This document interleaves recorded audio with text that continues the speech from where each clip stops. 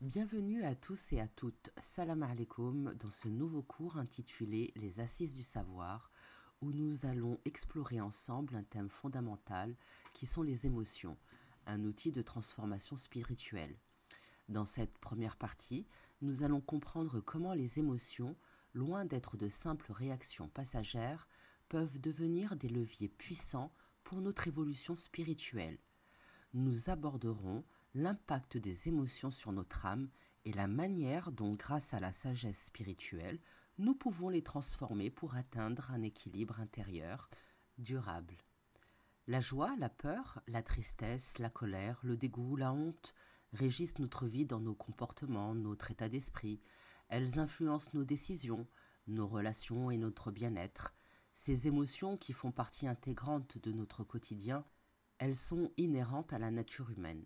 Cependant, elles sont une réelle souffrance lorsque nous ne comprenons pas leur signification et peuvent amener l'être à de simples troubles psychologiques jusqu'à des états pathologiques dramatiques. Notre époque moderne dirigée par le matérialisme et le rationalisme a impacté nos sens, notre réflexion et de ce fait nos croyances. Cela nous a conduits à nous éloigner de notre véritable nature. Nous avons fini par voir les émotions comme des éléments perturbateurs, nous obligeant à cacher notre sensibilité et à développer une carapace rigide. Or, elles ne sont pas contre nous, ces émotions, elles sont des messages, et si nous les comprenons avec sincérité, elles peuvent nous guider vers une meilleure connaissance de nous-mêmes. Accueillir nos émotions avec intelligence et spiritualité nous permet de les transformer en force de croissance. Lorsque nous nous engageons dans la quête spirituelle, nous réalisons que les émotions ne sont pas seulement des réactions subjectives ou des sensations éphémères, elles deviennent des moyens de purification, des outils de transformation intérieure. Elles sont des canaux par lesquels se manifeste la révélation divine. Ce sont des étapes nécessaires à traverser dans notre cheminement.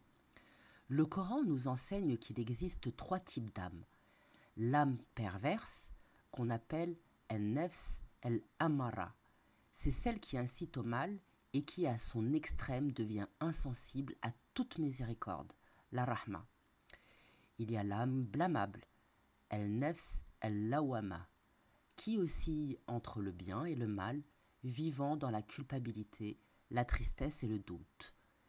Et l'âme apaisée, al-nafs al-mutma'ina, qui atteint la sérénité et la satisfaction divine après un long processus d'épreuve et d'épuration intérieure. L'âme perverse est celle qui se laisse dominer par ses désirs et refuse toute remise en question. Elle peut aller jusqu'à ne plus éprouver d'émotion, perdre toute compassion et mettre le mal en toute conscience. L'âme blâmable, quant à elle, se débat entre remords et espoir de rédemption. Elle est marquée par la douleur, la honte et le manque d'amour, entre autres. Mais elle reconnaît ses failles et elle cherche à s'améliorer. Elle est en perpétuel combat contre ses propres penchants afin de retrouver sa Shakila, c'est-à-dire de retrouver sa vraie personnalité. La Shakila, c'est découvrir quels sont nos dons enfouis, non explorés. Puis vient l'âme apaisée, celle qui a parcouru ces étapes et a trouvé la sérénité en se soumettant pleinement à la volonté divine. Elle a remplacé ses doutes et ses tourments par l'amour d'Allah. Ce processus est une ascension progressive vers la lumière, où l'on apprend à purifier son cœur et son âme et à aligner son être avec la vérité. L'apprentissage de la religion ne se limite pas à l'accomplissement des actes rituels, il s'agit aussi d'un travail sur soi, une prise de conscience intérieure qui nous mène vers l'excellence spirituelle. Atteindre l'âme apaisée, c'est retrouver sa fitra, cette nature pure avec laquelle nous avons été créés. Cependant, ce chemin est semé d'embûches, il comporte des moments d'obscurité et d'épreuve, où nos émotions jouent un rôle central. Lorsque l'on parle d'intelligence émotionnelle et d'intelligence rationnelle, il est important de comprendre que nous avons réduit l'intelligence émotionnelle à une simple extension de la rationalité.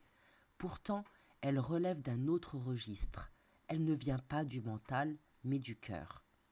Le cœur n'est pas qu'un organe biologique, il a une fonction spirituelle et divine.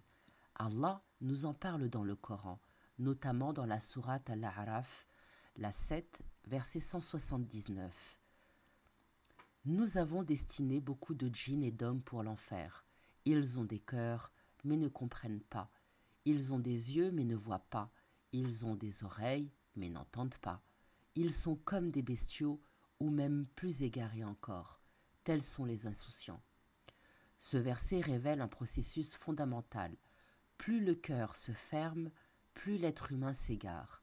Il devient incapable de comprendre la vérité. Ses yeux ne perçoivent plus la lumière divine.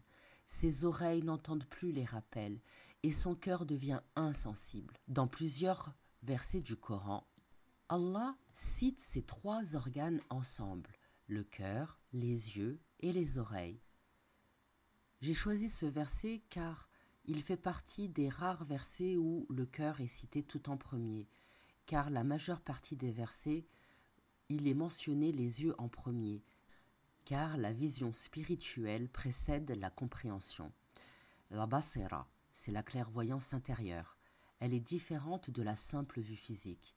Celui qui voit avec les yeux de l'âme perçoit la réalité au-delà des apparences. Lorsqu'une personne s'éloigne de la guidance, elle est comparée aux bestiaux. Mais Allah Azzawajal précise qu'elle est parfois encore plus égarée que les animaux, car eux suivent leur nature instinctive sans se poser de questions. Nous, en revanche, avons été dotés du libre arbitre et de la raison. Pourtant, nous nous laissons souvent piéger par nos désirs et nos illusions, oubliant notre mission sur terre. L'insouciance nous pousse à nous attacher aux apparences et aux relations humaines plutôt qu'au Créateur. Nous sommes préoccupés par des pensées futiles. Pourquoi m'a-t-il dit cela? Pourquoi ne m'a-t-elle pas aidé? Pourquoi ne m'aime-t-on pas? Pourquoi elle m'a regardé comme ça? Etc., etc. Ces interrogations nous enferment dans un cercle vicieux où nos perceptions souvent erronées nous éloignent encore plus de la vérité. Lorsque nous laissons ces pensées négatives s'accumuler, elles finissent par fermer notre cœur. Nous ne comprenons plus le sens profond des événements, nous ne percevons plus les signes d'Allah et nous devenons sourds au rappel. Pour éviter cet aveuglement, il est essentiel de cultiver une intelligence du cœur. Nos émotions, lorsqu'elles sont comprises et maîtrisées, deviennent des clés de compréhension et des guides sur la voie de l'âme apaisée. Elles nous permettent de retrouver la clarté, la lumière et la proximité avec Allah Azzawajal.